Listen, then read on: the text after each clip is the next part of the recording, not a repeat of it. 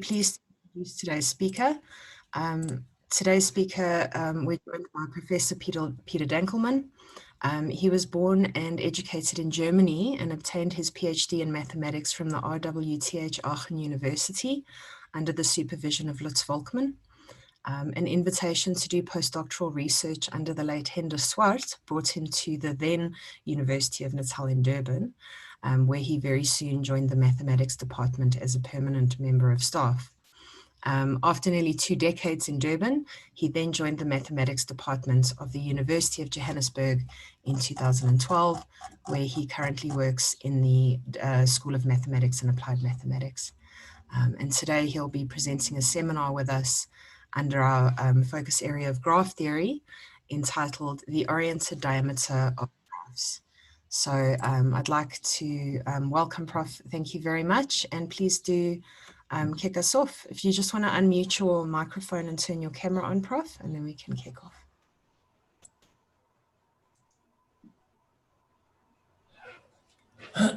Yes, hello everyone. Thanks for being here, and thank you very much, Diane, for inviting me and giving me the opportunity to give a talk here. So today I would like to speak on the oriented diameter of graphs, one of the topics that I'm generally interested in. Let me just see if I can't, let me just see if I can't make this a little bit bigger. But on the page display, hold on. If you go to full screen, Prof, full screen mode. Yes, for some reason, it doesn't want to do that, but let me just say page display, automatic scroll. Let me try it again with Control L. Ah, there it goes. Yeah, here we go. Wonderful. Okay. Yeah, thanks, Dan. So this is the stuff I like doing, diameter and distances in graphs. So let me tell you what this is about.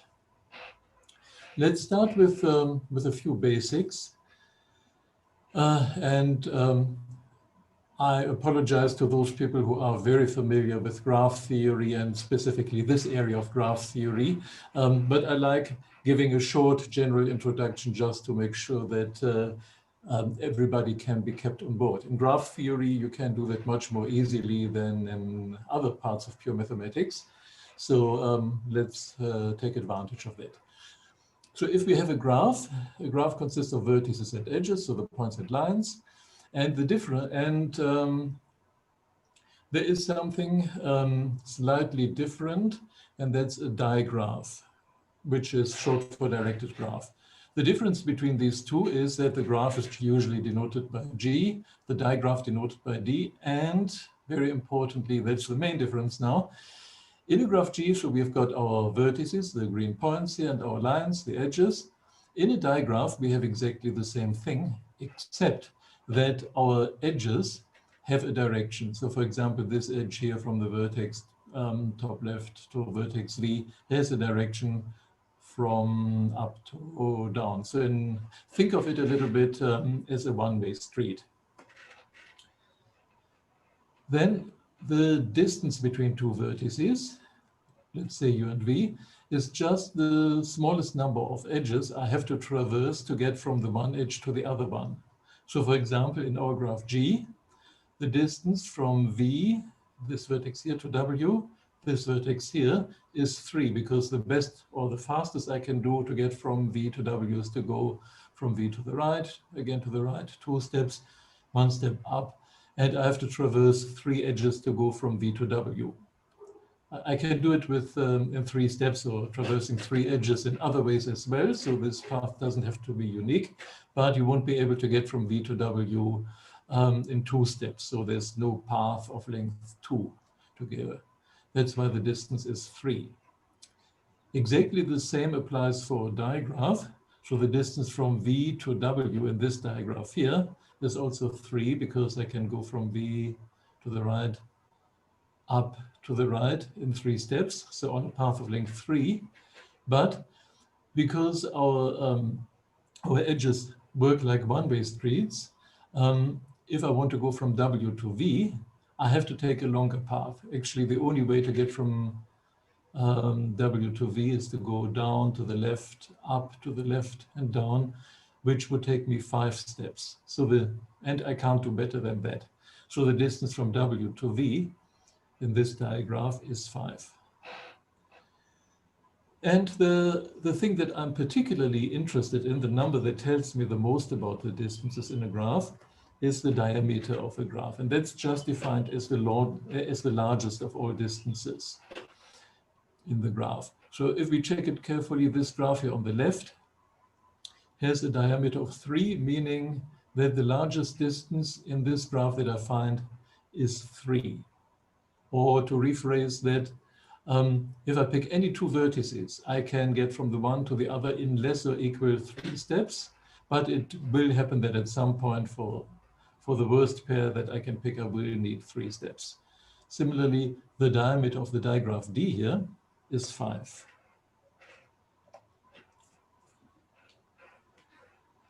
Okay, and then to make sure that that we always have a path from one vertex to the other, so in other words, that we can walk or travel from one vertex to the other, no matter which vertices we pick, we need that our graph is connected.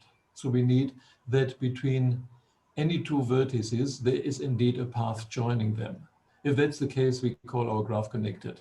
Here the graph on the left, and that includes this thing with 6 vertices. So this little bit with 4 vertices, this component, and this component with 2 vertices. This graph would not be connected. And because I can't really sensibly define in this graph a distance from V to W, because there is no path, I always consider only connected graphs. And we do something similar for digraphs. There we want that our graph is strongly connected, or usually, because it's easier to say, we just call them strong digraphs, where we can travel from any vertex to every other vertex. This graph here, D, is not strong because there is absolutely no way that in this graph you find a path from V to W. There's just no way, because all the edges leave W, you can't get to vertex W. So those graphs and digraphs are excluded from our consideration today, simply because you can't define distances really sensibly on them. Okay, the one big difference between graphs and digraphs, between distances in graphs and distances in digraphs, is that in a connected graph, the distance between vertices is a metric. So we have all the familiar properties of a metric, but for digraphs, even in strong digraphs, the distance is not a metric. The reason being that the distance from V to W and the distance from W to V don't have to be the same. And in general, in a strong digraph, they are not. And that actually makes distances in digraphs a lot trickier than in graphs. For that reason, many people who are interested in distances and do research on them focus rather on graphs than on digraphs, simply because there's often much less one can say. So I want to show these differences with a few examples, a few results where I compare results that we have for graphs with results that we have for digraphs. Okay, so let's start with the value of the diameter. So if our graph G has n vertices and is connected, I won't write it every time, I just assume it. So in other words, so I consider only connected graphs or strong digraphs. I won't write it in every proposition or theorem here. So if it's not there, I still assume that. So if G has n vertices, what's the largest, what's the smallest possible value for the diameter? And that's quite easy. The smallest possible value for the diameter is 1. And that happens if between any 2 vertices I have an edge. In other words, that happens if my graph is complete. And the largest possible value that I can have, if I have n vertices, is n minus 1. And with n minus 1, where can it happen? Here's one example in the graph, for example, in the path with n vertices, I've drawn here the path P6, so path with 6 vertices. it looks like this. I have just 6 vertices and basically one edge joining each vertex to the next vertex. And the distance from the far left to the far right vertex, because we have 6 vertices, it's 5, because I have to traverse to go through every vertex before I get from the left to the very right vertex. And that amounts to, generally, if I have n vertices, to n-1 steps. Okay, so how does that compare to digraphs? And the good news is we get exactly the same bounds. The diameter of a digraph is at least 1. That's the lowest possible value I can have.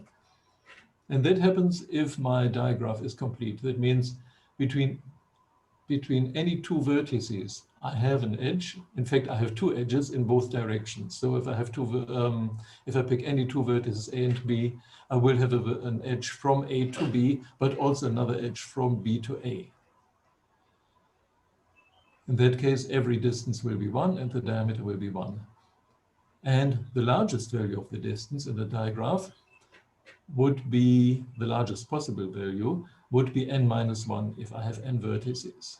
So that's very much the same as for graphs, but the first difference becomes clear when we look at what kind of graphs can actually attain this value. So what can we say about digraphs that have a diameter of n-1?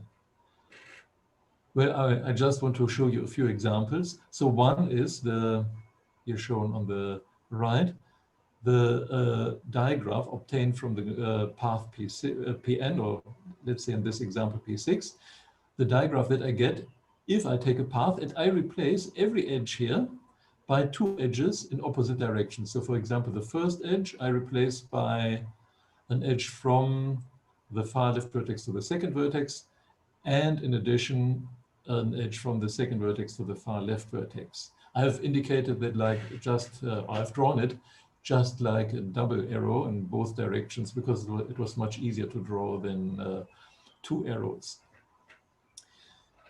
Okay, so that way I will also need to get from the far left to the far right vertex, I would need n-1 steps because I have to go through all n vertices. But there are many other ways, so the diameter would be n-1 as well. But there are many other digraphs that also have diameter n-1. Here is, for example, one. It's the cycle. That's another example. And that's what I get if I take a cycle. So I arrange my vertices in circular order, and I just join add an edge from every vertex to the next vertex in this example, in anti-clockwise order. And then, for example, to get from vertex U to vertex V, I have to go through all other vertices because there's no other way. So that graph looks quite different, but it also has diameter n-1. The third example would be the unique tournament of diameter n-1. I don't want to go into defining a tournament now, but just to give you an idea, that's the digraph I get if I take this path with all the edges in one direction from left to right, and then I add lots of edges joining, but that always join a vertex that's further to the left to a vertex further to the right. So these 2 arrows to the left indicate actually lots and lots of edges that are there that are just not useful to get from left to right. The whole point of this example is to show that there are many different digraphs of diameter n-1. So that already indicates the difference between these 2. Perhaps another small difference. So how many edges do we need if we want to have a graph of given diameter? So the answer for graphs, if we have n vertices, and if we want to have a graph of small diameter, well, for diameter 1, we need and choose 2 edges, but for diameter 2, we would need n-1 edges. With that, we could do that just by picking one of the n vertices and joining it to the remaining n-1 vertices. Okay, I should add that if we say, well, we don't want to have one vertex that's that's joined to all other vertices, then we would indeed need more then we would need indeed more edges.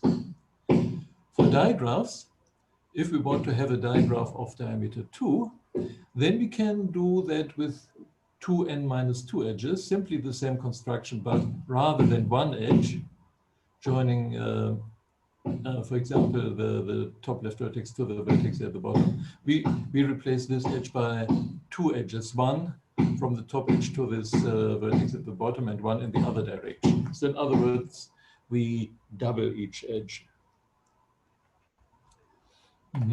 And it can be shown that this is really the best we can do if we want to have a digraph with diameter 2 and as few edges as possible. And generally, but the interesting thing now is that if we allow the diameter to be a little bit bigger, then we can do with a few less edges.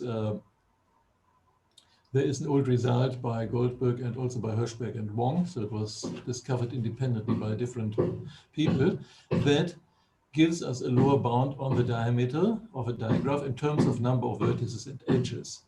If I rewrite this bound for our purposes to answer the question, how many edges do I need if I prescribe the diameter, then I get that approximately to get a diameter of d, if d is greater or equal to 2, I need approximately 1 plus 2 over d times n minus 1 edges.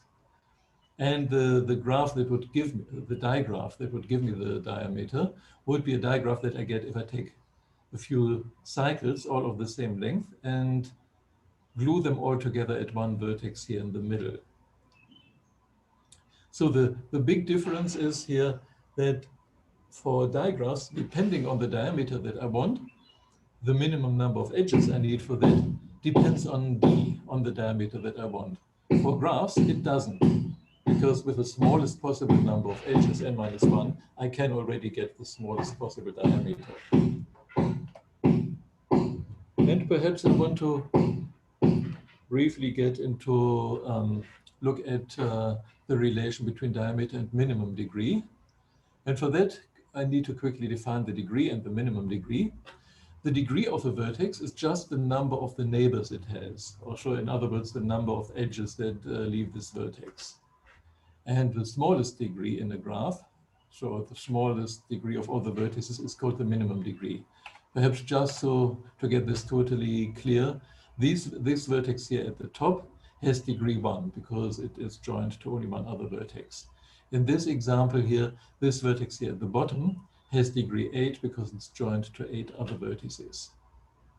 And the minimum degree in this graph would be 1 because that's the smallest of all degrees. Okay, and a question that came up a good while ago was if we know something about the minimum degree of a graph. So if we know the order, how many vertices it has, and also if we know that know the minimum degree. So for example, we know that every vertex is adjacent to at least 5 other vertices in the graph. What can we say about the diameter? And several teams of authors looked at these questions and produced variations of the following result.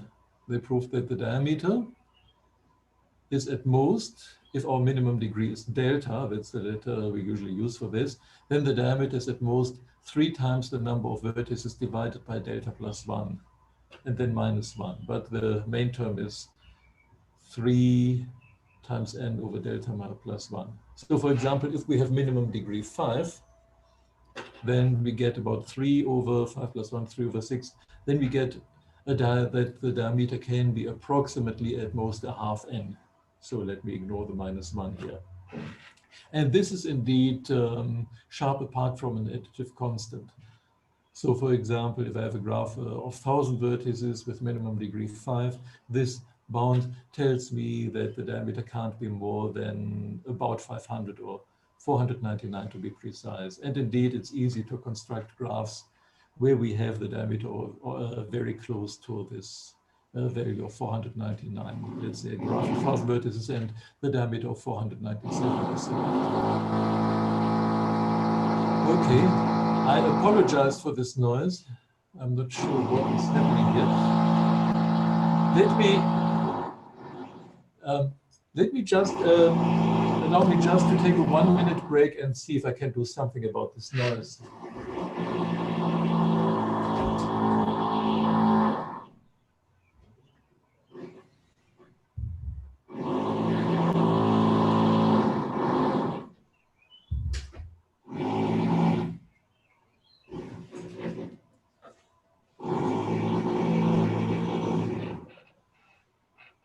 Okay, apologies for that. I hope that the noise will stop.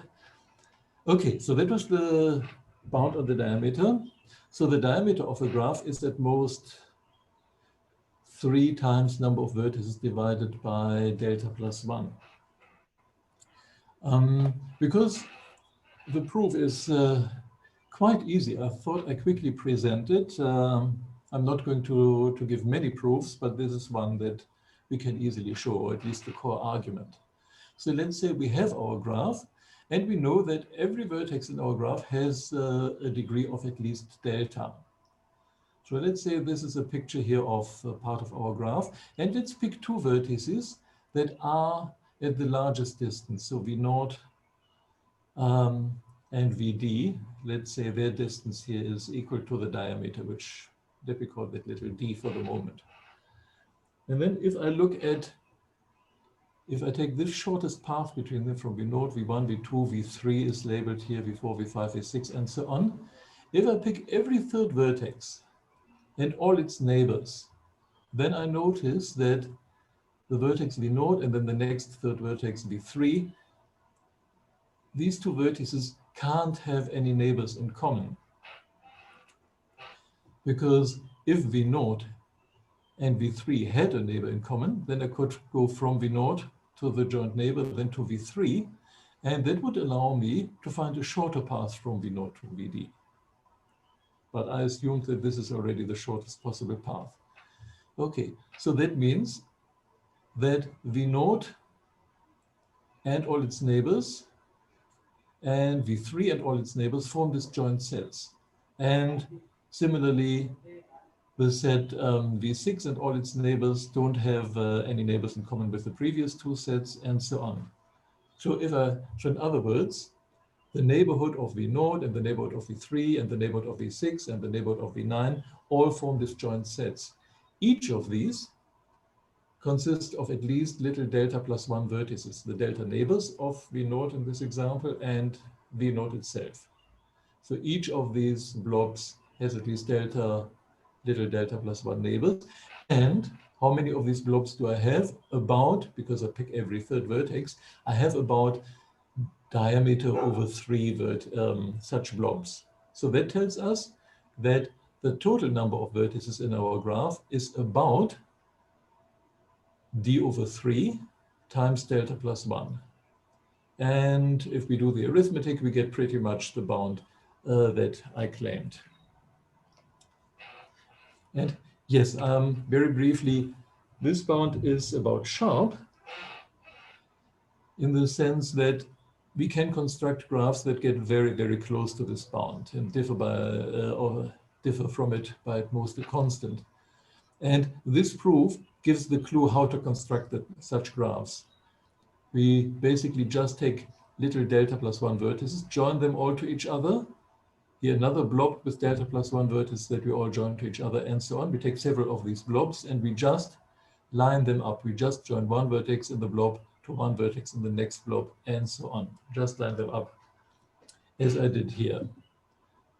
And then just to make sure that we can't get from the first vertex in this V3 blob to the last vertex, we have to remove this one edge, but every vertex will still have a degree at least delta. Okay, so this bound is sharp, and a few people observed in '87 that if we take this bound and we say that we know a little bit more about this graph, then we can improve this bound. So for example, if G is triangle free, then we can improve this bound by a little bit from 3n over delta to roughly 2n over delta, sorry, 3n over delta plus 1 to 2n over delta. So we improve this bound. And if our graph is C4 free, if it doesn't have a cycle of length 4, then we can improve it significantly again. And in this line of research, I want to mention a result obtained by Alex Aluchuk in his PhD thesis. That's a very nice result, which says that if G has no cycle of length less or equal to 5, so in other words, the girth is at least 6, then the diameter can be bounded by 3n over 2 delta square minus delta plus 1 plus 10. And also this bound is best possible.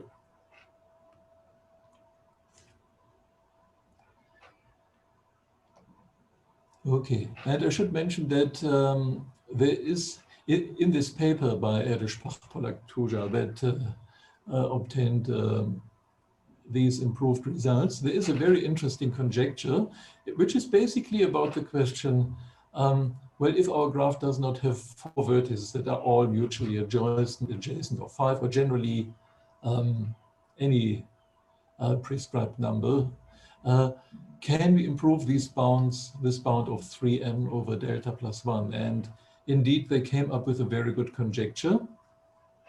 Because I feel time is running, I don't want to go into the details here, but I would just want to edge that this is a conjecture that has been open for many years, and there was only one tiny dent in the conjecture where we proved a slightly weaker result for one special case for 4-colorable graph.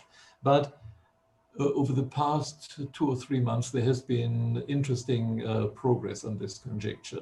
It turned actually out that the less likely looking part of this conjecture seems not to be true, but something similar appears to be true. So that's an exciting development.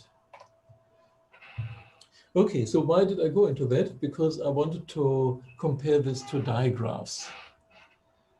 So just to go back, just quickly go back to the main result. So for a diameter of a graph, the diameter is at most 3 times n over delta plus 1. So in other words, the number by which we have to multiply n is about 3 over delta plus 1. That's the coefficient of n. And it turned out that for digraphs, nothing like that is true. There is a result by Suarez, which says that if we have a digraph with n vertices at minimum degree delta, then the diameter is bounded from above by either 2 or usually n minus 2 delta plus 1. Okay, and this unfortunately, this bound is sharp, and this bound is a very bad bound, and the main result is really that this bad bound is sharp. To see what I mean is, let's compare that again with a digraph now on 1,000 vertices and minimum degree 5. We said a graph with that would have diameter at most 500. But a digraph would have diameter at most 1,000 minus 2 times 5, 1,000 minus 10 plus 1. So that's 996. So that's really a lot worse. So the bad part is simply that that there is no coefficient of n, or the coefficient of n in this bound is still 1 and not 3 over delta plus 1, which for minimum degree 5 is a half. And what kind of digraph can have such a large diameter? That can be easily constructed by taking a long path with all the edges just going from the left to the right. And then we add lots of edges, and then we add 2 blobs with delta plus 1 vertices, where we have all edges in all possible directions. So this vertex is adjacent to this one, and this one is adjacent to this one. Show complete digraph from delta plus 1 vertices on both ends. And then we add lots of edges, all going from left to the right. So in other words, every vertex that's a little bit further to the left than another vertex is joined to that vertex. So we add lots and lots of edges from the left to the right, which won't help us to get, from the right to the left. And these edges won't change the diameter because they won't help us to get here from the left to here to the right. That's why the diameter of this digraph is still very long. I should just mention that it is interesting to see that if we make certain assumption about our digraph, for example, that our digraph is Eulerian, so the in degree equals the out degree, so the number of edges entering a vertex is always equal to the number of edges leaving a vertex, then this bound that we saw for graphs holds again. So there is quite an interesting interplay between graphs and digraphs. Okay, now let me talk a little bit about orientations of graphs. So for that, we need to talk about strong orientations of a graph. So what do I mean by an orientation of a graph? An orientation of a graph G is just a digraph obtained from G by giving each edge a direction. So in other words, think of it by taking a graph and turning every edge in the graph into a one-way street. So this, of course, has a practical application. If you have a town and you decide that, yeah, now you want to turn every street into a one-way street, then what you do in effect is that you reduce your whole street network to an orientation of that network. So here an example. Here's a very small graph, and here is a direction, an orientation of this graph. I've just given each edge a direction. This edge here has direction from top right to bottom left. This edge at the bottom is oriented to the right, and the other edge is oriented middle to bottom right. And here's a different orientation. And it turns out, if you check it carefully, orientation D1 is not strong because there's no way that you can get from any vertex, any of the two vertices at the bottom, to the top vertex. While orientation D2 is strong. You can just go around in a circular order, which allows you to travel from any vertex to any other vertex. So for the distances to make sense in these orientations, we always need to be able to find a strong orientation of a graph. But that's not always possible. And there are two fairly obvious obstacles. Here is the first one that's really obvious. The graph G, if it's not connected. So let's say G is our graph here on 7 vertices. And well, no matter how we orient the edges, there's no way that we can get from any of the 4 vertices on the left to a vertex on the right. Okay, so that's like a trivial obstacle. Let's say we just look at connected graphs, but then we can still have one obstacle. If G is connected, but has a bridge. So let's say we have this edge here joining the 4 vertices on the left to the 3 vertices on the right. If we take an orientation of this, and then let's say we orient the blue edge, VW, from left to right. That may help us to get from a vertex on the left to a vertex on the right, but there will never be a way to get from a vertex to the right, from a vertex to the right to a vertex on the left. So that orientation wouldn't be strong. And if we orient this edge from right to left, we will have the same problem just the other way around. So if our graph is connected but has such an edge who, if we remove it, our graph becomes not connected, that's called a bridge. If our graph has a bridge, then it does not have a strong orientation. And a very famous theorem in graph theory says, if we don't have this obstacle, so if we have a graph that's connected and doesn't have a bridge, we usually call such graphs just bridgeless, or in other terminology, we also like calling it two-edge connected. But if we have a bridgeless graph, then our graph does have a strong orientation. So in other words, if this obstacle is not there, there is a guarantee that we can find a strong orientation. But I'm now interested in distances, in particular in the diameter of orientations in graphs. And for that, I need that I can find a strong orientation. That's why I will always look only at bridgeless graphs. Okay, so let's define the main object of interest here. So if G is a bridgeless graph, and let's say I want to find an orientation that's not only strong, but that also has a diameter that is as small as possible. Then I call this diameter the smallest diameter that I can find if I orient my graph cleverly. That's called the oriented diameter of G. Okay, and I denoted my diam G just with an arrow on top to indicate that I want to orient something.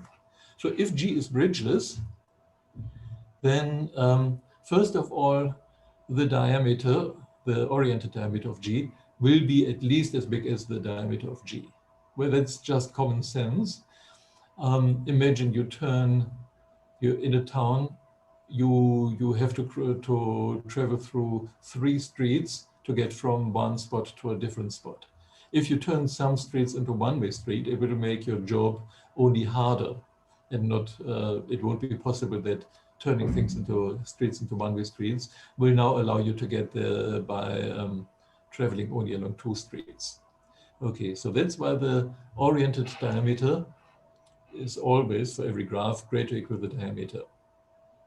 And for every graph, the oriented diameter is at least 2. And the argument for that is quite simple. If I have an edge, let's say joining vertex A to B, if I orient it from A to B, then I will need, I'm guaranteed to need at least 2 steps to get back from B to A.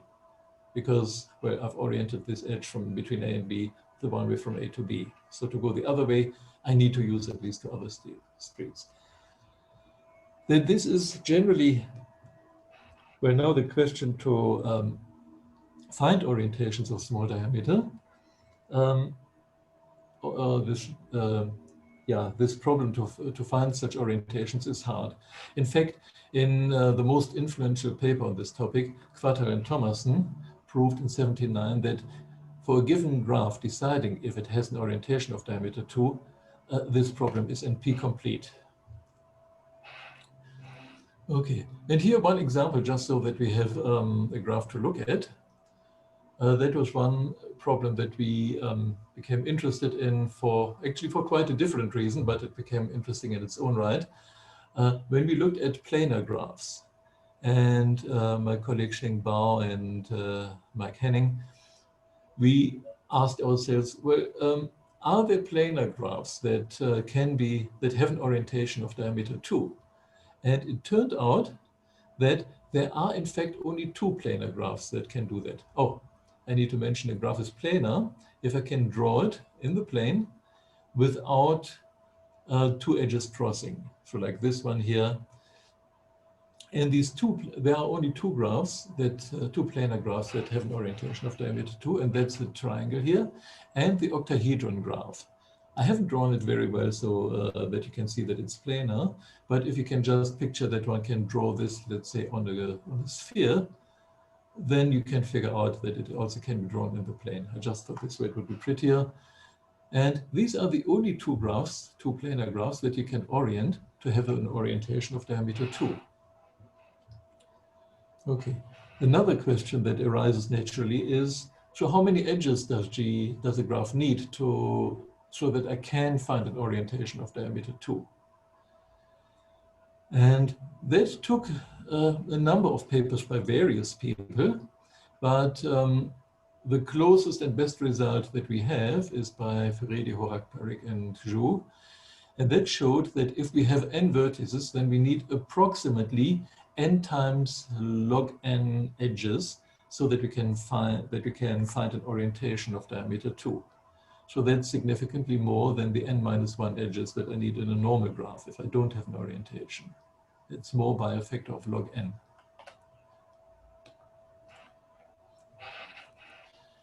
An interesting question that also arises in this context is the question that Quartal and Thomason in their paper addressed that really got this topic going.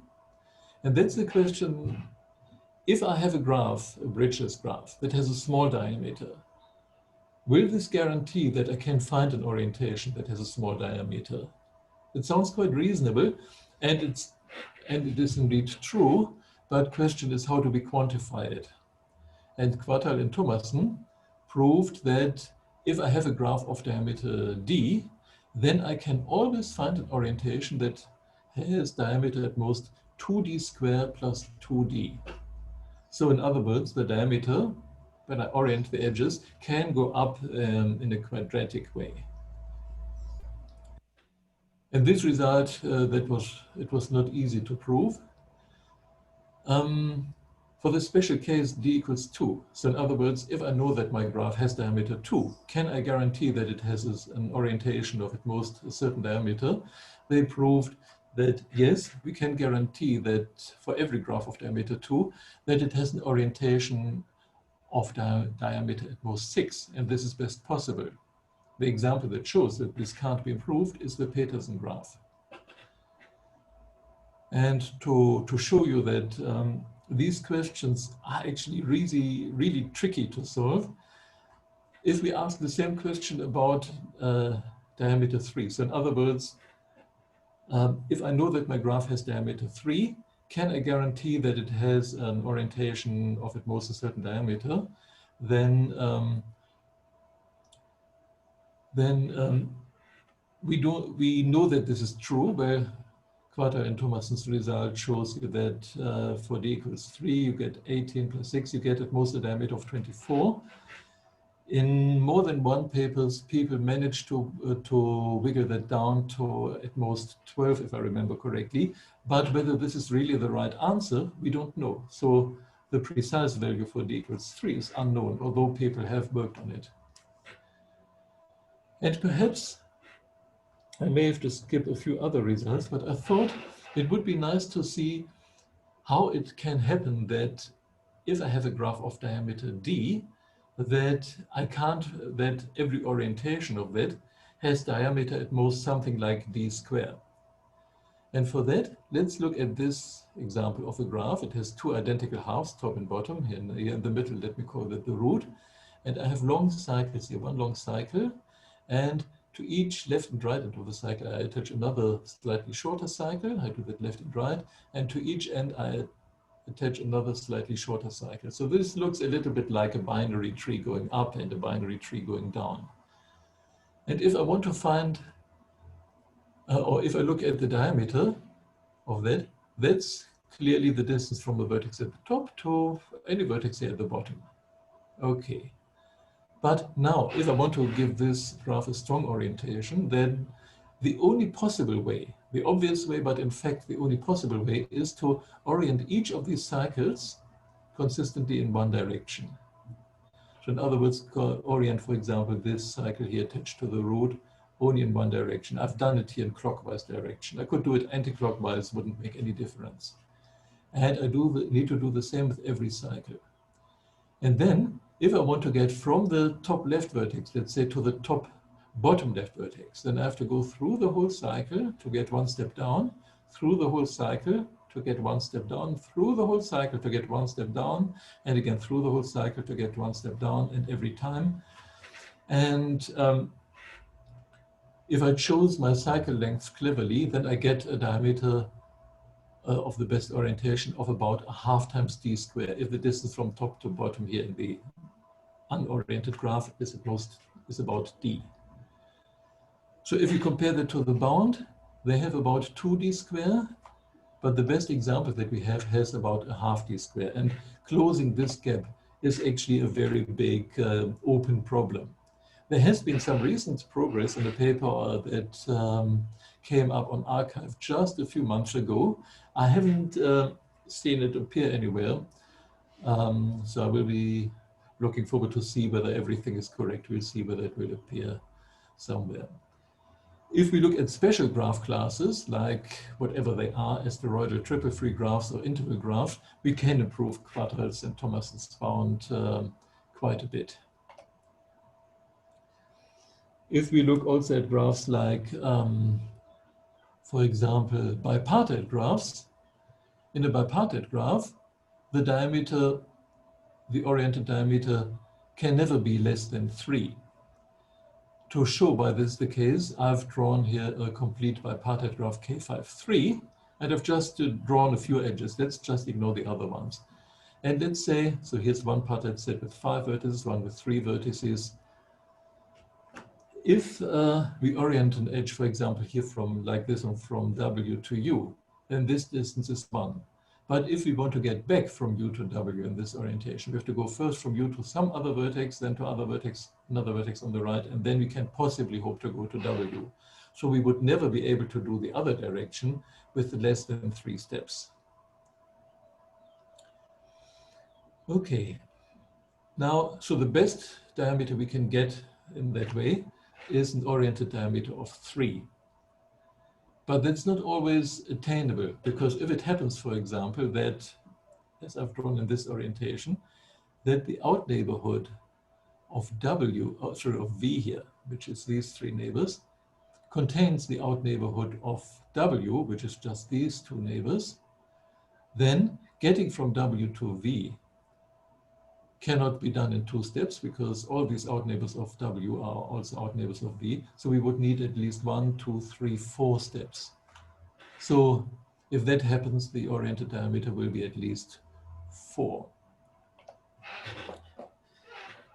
And a well-known result from extremal set theory, Sperner's theorem, proves easily that this problem, that the out neighborhood of one vertex is contained in the out neighborhood of another vertex. And it said, if one partite set is much bigger than the other one. Here I've drawn it just a little bit bigger, but let's say if we have 3 vertices here and 100 vertices here on the left, then this is bound to happen in every orientation. And then the oriented diameter of such a graph would be at least 4. And Scholtes proved that a complete bipartite graph AB has an orientation of diameter 3 if and only if the 2 partite sets that have A and B vertices don't differ too much. In other words, if B is the bigger one, then B should not be more than A choose about A over 2. If that's the case, so if the digraph is not too unbalanced, then we can find an orientation of diameter 2. If not, then we can find an orientation of diameter 4. And I should add that if we have complete tripartite or complete multipartite graphs, then we just don't know whether we can always find an orientation of diameter 2 or not. Oh, sorry, let me rephrase that. We know of examples where you can't find an orientation of diameter 2, but we can't even characterize those. So no characterization of complete multipartite graphs that have an orientation of diameter 2 has been found, despite really year-long efforts by various very good people.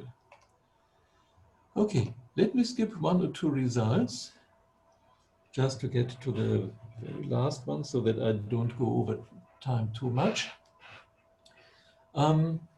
You may recall that for graphs, we had this result that if we know the minimum degree, and if it's delta, and if we have n vertices, then the diameter is at most 3n over delta plus 1 minus this 1. And a few years back, Xingbao and I were wondering whether we can't say a little bit more, whether we can't say that if we have such a graph with n vertices and minimum degree delta, that we can find an orientation of about the same diameter.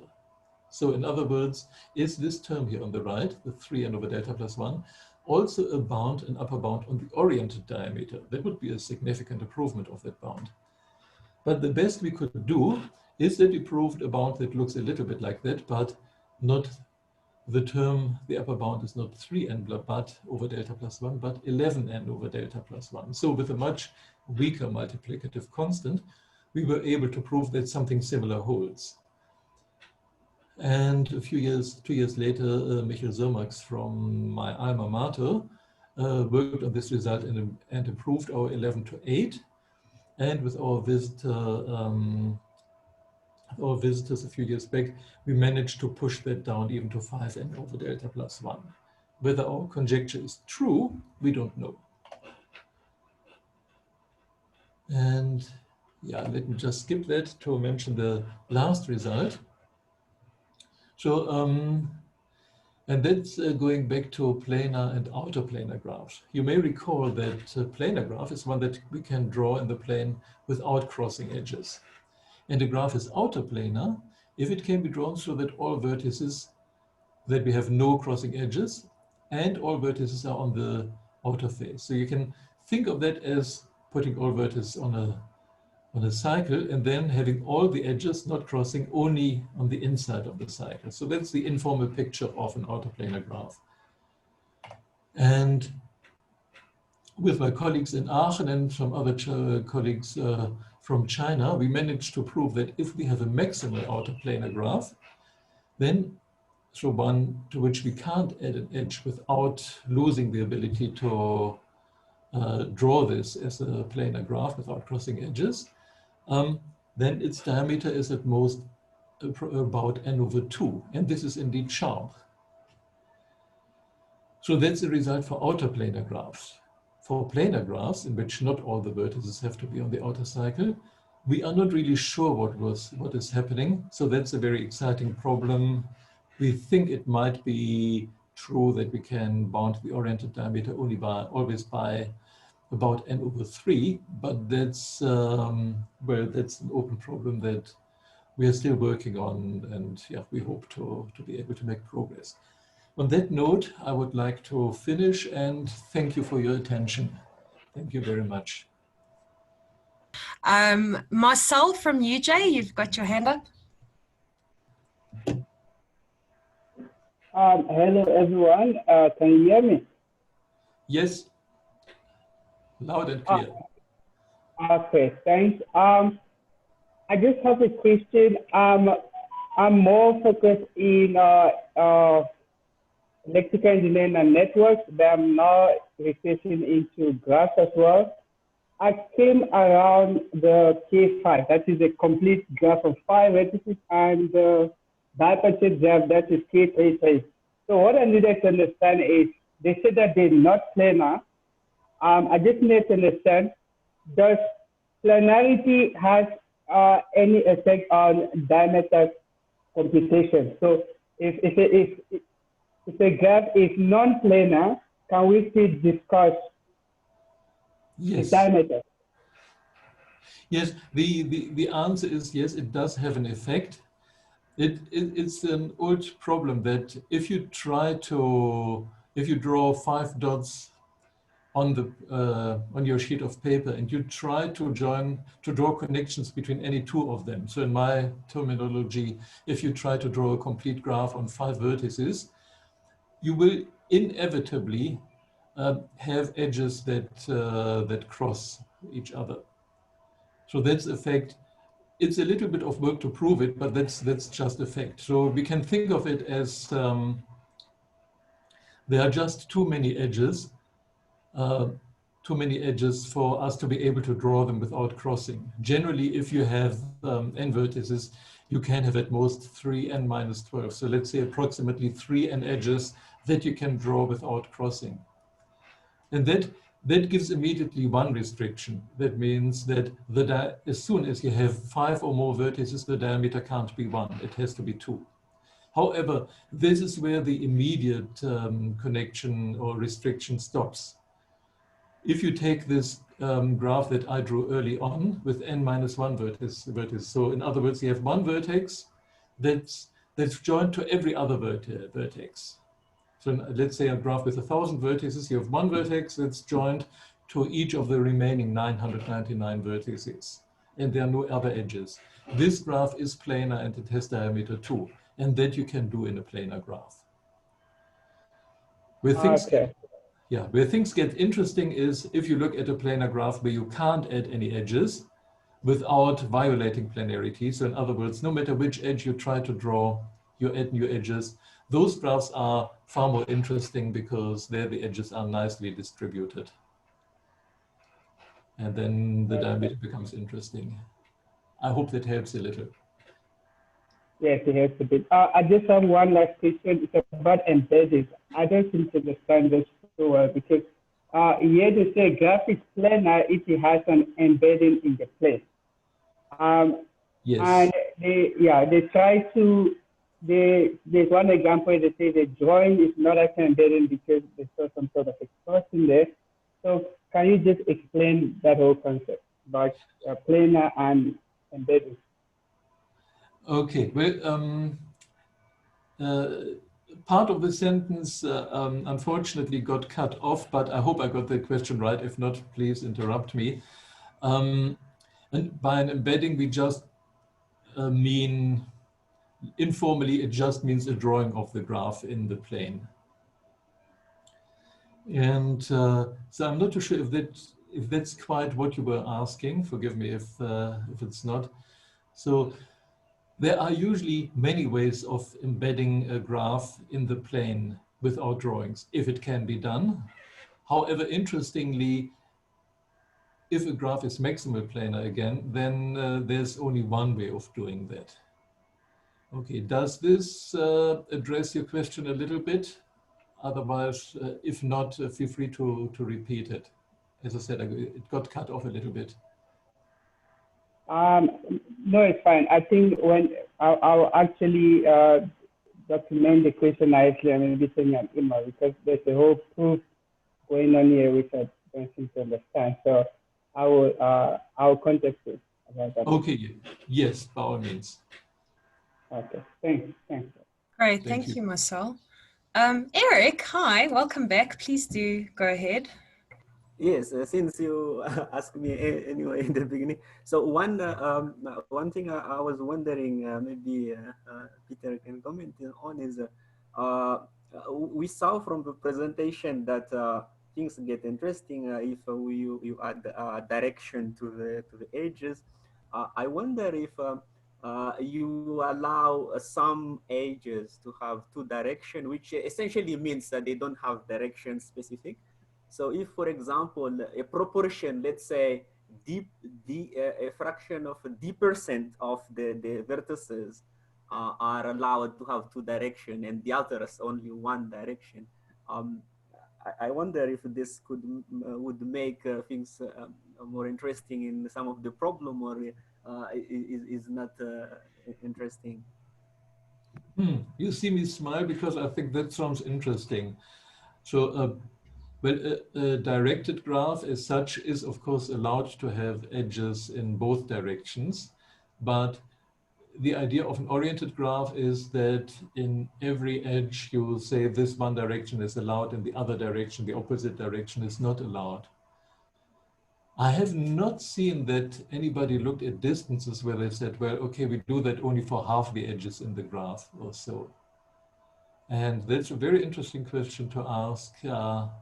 I would not have an answer for that immediately, but it does sound like something that in a sleepless night or a very boring seminar I would think about. All right, thank you. So thanks, very interesting idea. Great, thanks, Eric, and thank you very much, Prof. I just want to thank everyone again for attending today. We've had a great turnout, but in particular, thank you again, Prof. Dankelmann, for presenting with us today. It's been an absolute pleasure. And we wish you all the best with your research, and I hope Eric asked the question that you're now going to go, hopefully not a sleepless night, but maybe some more research for you there. So thank you very much from the center. It's been a pleasure to host you today. Thank you very much. Thank you, and thanks for everyone. Thanks to everyone. Thank you very much, Prof.